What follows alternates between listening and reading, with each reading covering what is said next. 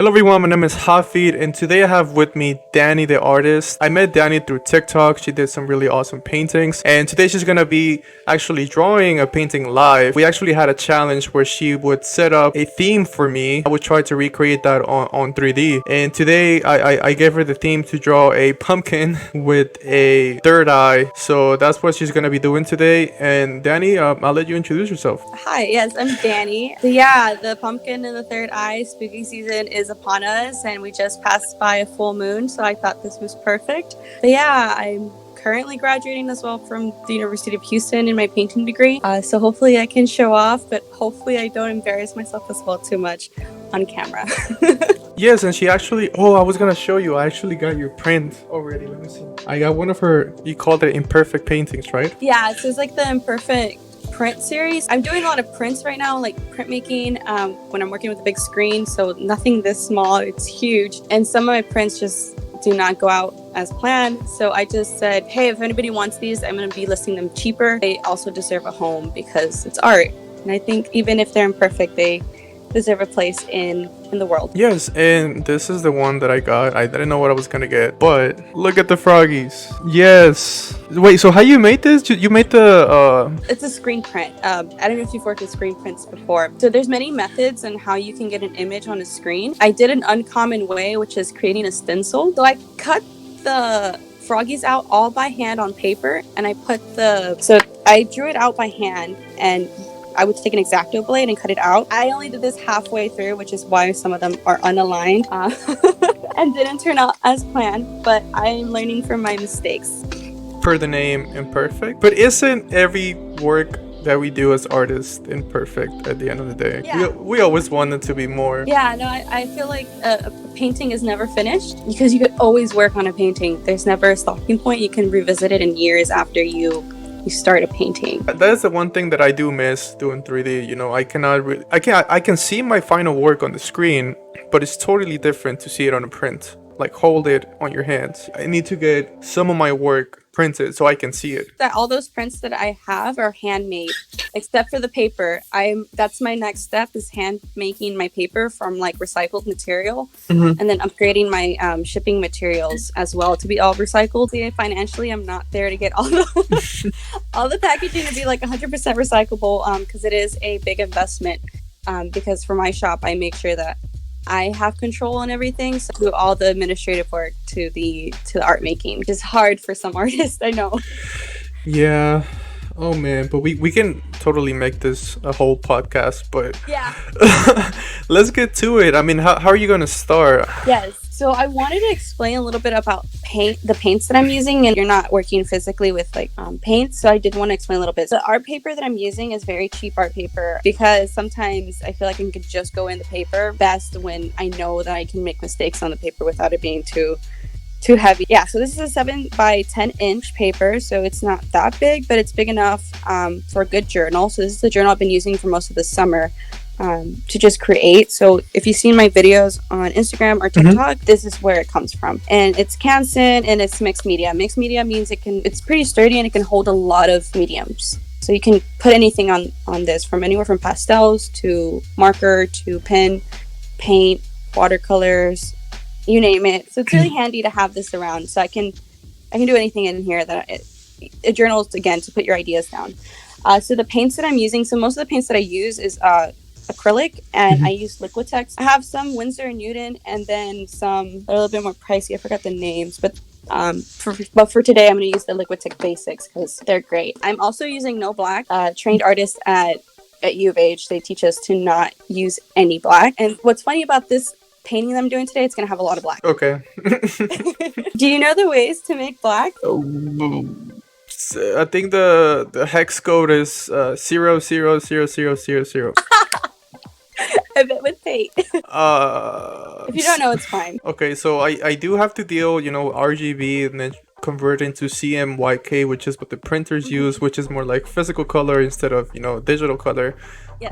But it's all of the colors, right? I would say yes. It's one way to do it.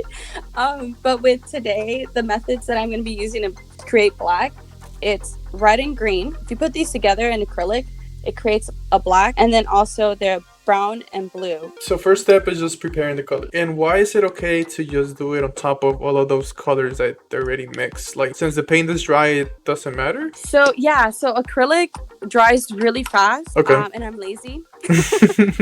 So those are the two factors why there's a lot of just random colors on my palette, because between each session, most of my colors have either dried or I literally have just used them up. But there's extenders, which is this a blending medium, slow dry blending medium. Let's say I know I'm going to be working for hours at a time, because that can happen. I just put that in and it keeps my paints alive for a few hours more. Oh man, this is already so hard. Like, digital materials, you just don't have to deal with this. Yeah, you don't have to worry about it. Oh man.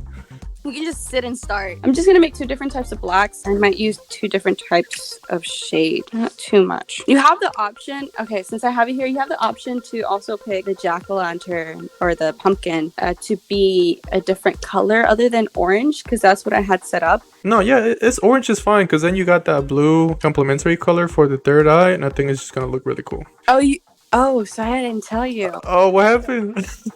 So I'm not creating a blue third eye. What is it gonna be? I'm creating a like another lit eye. So the pumpkin is obviously has a flame. Oh yeah. Side.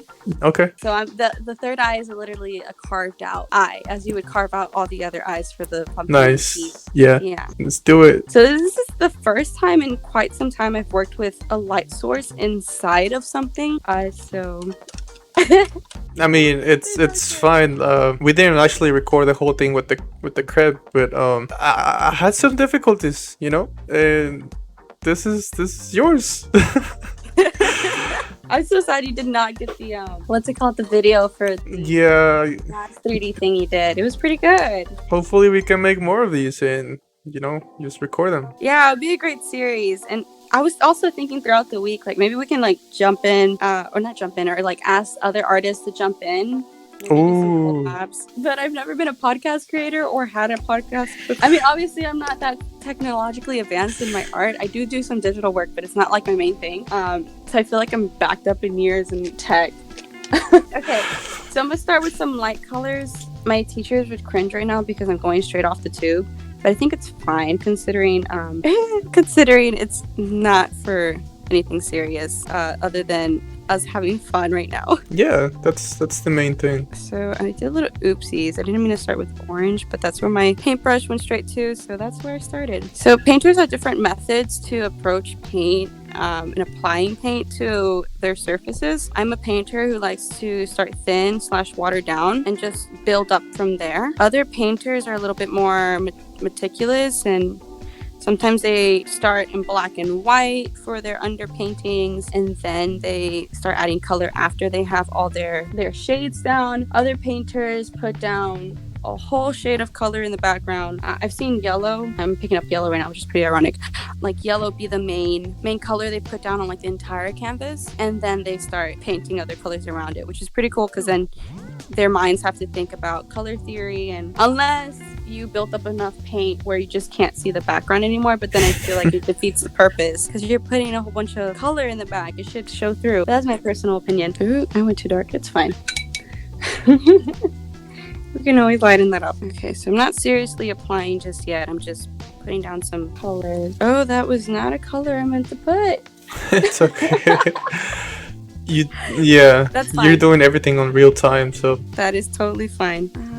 It works. Did not expect it to be heavily green, so let me mix more in here. Is the water just to thin the paint? Yeah, so with acrylic, you can use water to thin down paints. The reason I use acrylic is because it's one of the safest methods to paint, and you just use water. I'm using a spray bottle. My paints. Let's say oil paints, you would need to use paint thinners to clean up. But you also have like linseed oil to thin down your paints in your palette. But then you would have to use toxic materials like the paint thinners to like clean up everything. And that one, I said I was lazy at the beginning, but in a good way.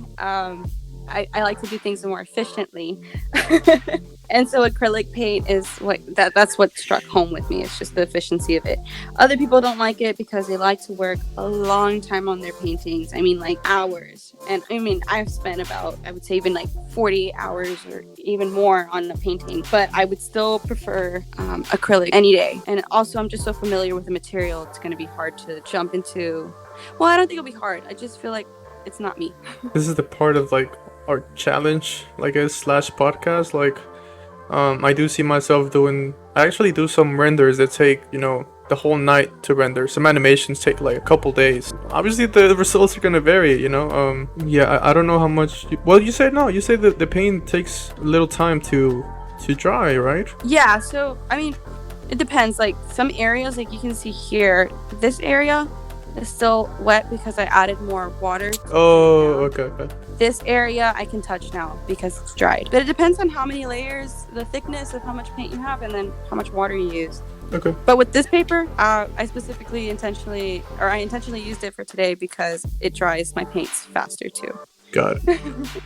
What size is it again?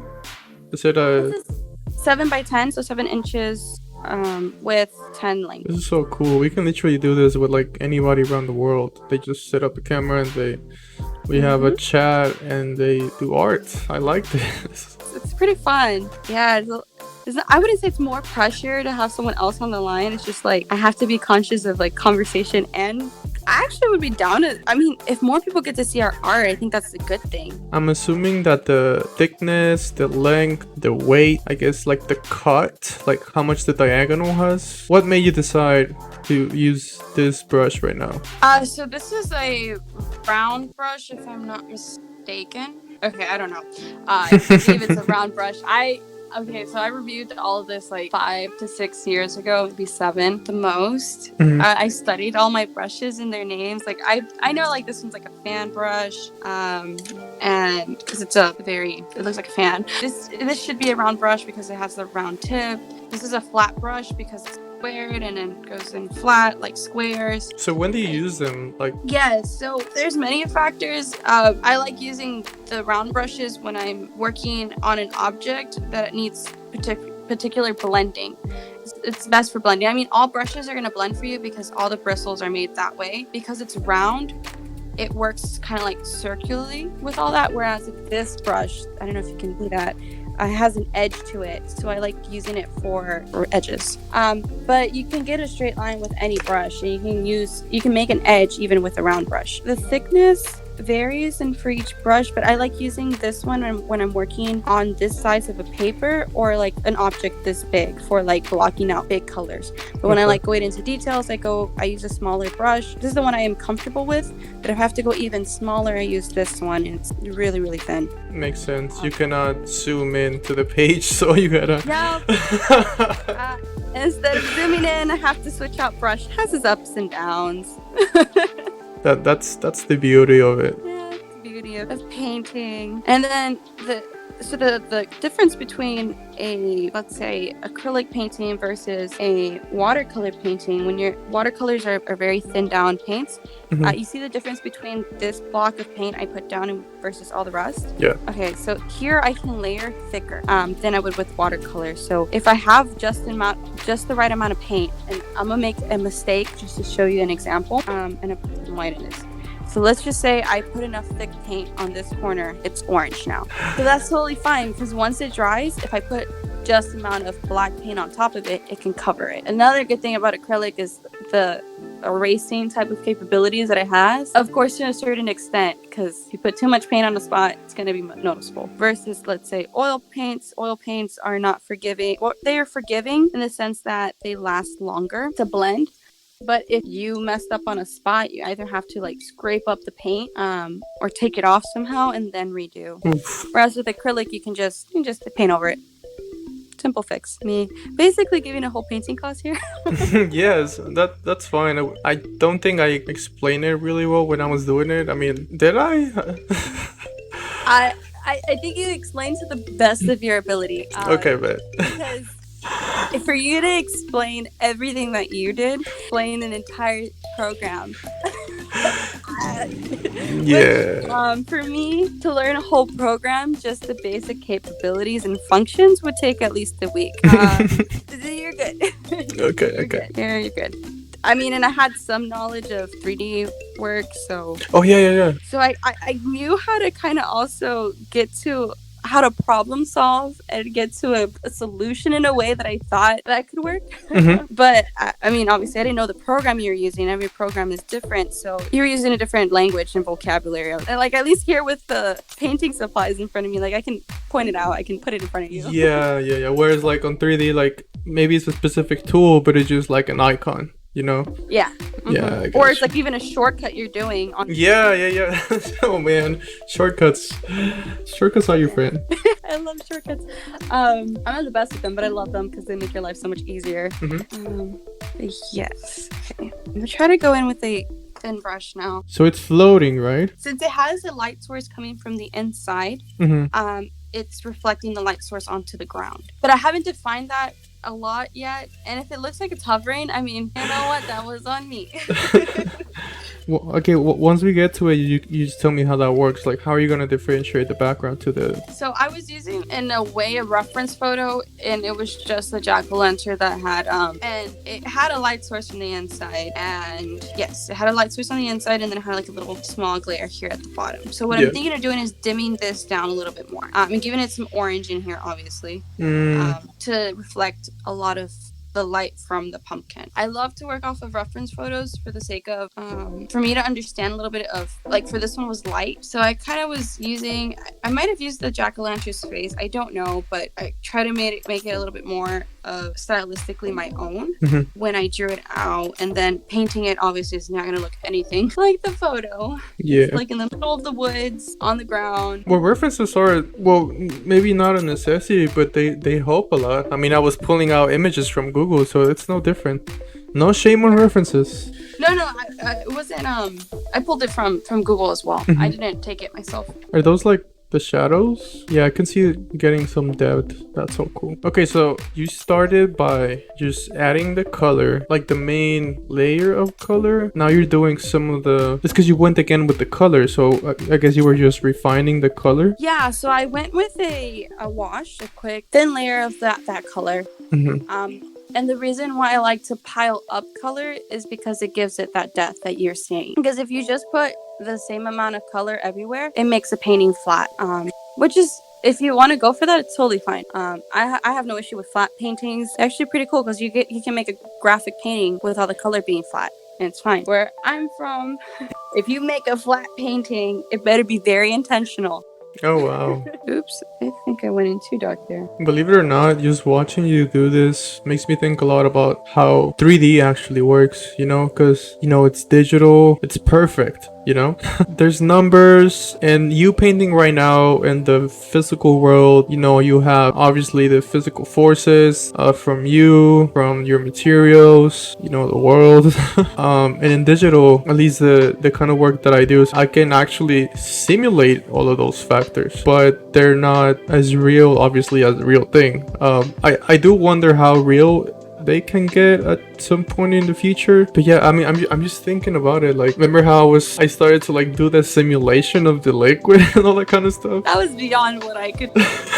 Like in 3D, the only thing I did for like animation per se was After Effects, and I was not good at that. So yeah, those are just thoughts that come to me, because I was thinking of, in digital we think of pixels, in the real world how does the painting work, and then I just thought to myself, well, the paint obviously expands and contracts because it's a liquid and it gets absorbed and it has a certain thickness, different reflections, like some of them is matte, some of them is really specular.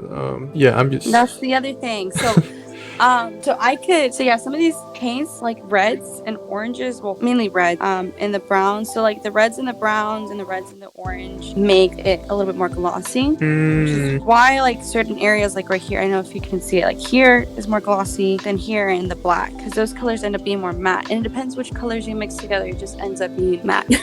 got it. I have something here. A satin glazing liquid makes everything shiny. So you can add this to paint, make make it shiny. Don't know if I have matte on me. I think I never tried to use it because I don't like matte. But sometimes I end my paintings with a gloss varnish. Literally, I wouldn't do it on this paper because it's not the happiest paper if you put too much on it. Like if you see this, it's like it's already bending. And then I have, for paintings that I know that are going to last in homes for quite some time, I have a satin UV varnish. So it protects from the sun. Because there's those factors, you know, if you leave your painting out in the sun for a long time, depending the paint, the canvas, and the materials, that painting will fade over time. Which is why, you know, painting restoration is a big thing. Y'all really have to worry about, you know, your surface, right? Because different material reacts differently to all of your paints, and it's gonna vary if you do it on a piece of paper, if you do it on, you know, a mural, if you do it on. Is that why is canvas like the main icon? Yeah. I would say one, tradition. Like straight off the bat, one, tradition, because that's a traditional way to do it. You know, most painters just paint because that's what they've been taught. But two, I think it's because canvas is made out of, I have one right in front of me. Canvas is cotton. It's made out of cotton. It's sturdy. I'm gonna show the back so you can see the material. And depending on, you know, the frames that you have, it's sturdy, and this can hold a lot of water, and paints have a lot of water. Like for example, this painting, personal painting that I made of my closet, this has so much layers of paint, like paper would not hold. It depends on the project that you're doing. Like I'm using paper because it's cheap and accessible, and it does the job. But the quality of the paint here ends up being more matte, and paper is not the best for sure, but it's something, you know, it's a solution to something where, you know, I don't have to spend $20 on a canvas. Hopefully once my plan, I think we talked about it last time, is to buy the software eventually, you know. the materials are so different. I'm so sorry. Oh, is that what is it called? Is that taro? That's taro. To me that tastes like chocolate milk. I don't know why. It's very specific to me because it tastes like when I used to eat cereal as a kid, like Nesquik or any other chocolate cereal. It tastes just like that, like the milk that's left over after you eat the cereal. Oh, you can see it in here. This is why painters drink their paint water, by the way. My paint water is literally right next to it. If you see me try to grab this, it's not this. I got you. Just be like, that's paint water. Usually I make sure I'm not drinking my paint water because it has happened once. I don't know if I should go in with some some pen, just to define the edges, because I feel like this is a good stopping point with color for the sake of it being in one go. I can see some of the texture on that on the stem. Like I don't know if it's intentional, but it looks like it's wrinkly and like, oh, I don't know. I like it. I mean, we already told people who you are. I'm gonna link your portfolio and your Etsy if you're okay with that, so that's gonna be down in the description. Well, thank you, Danie. Have a good night or morning. For you to get afternoon. Yes. Okay, we'll see you later.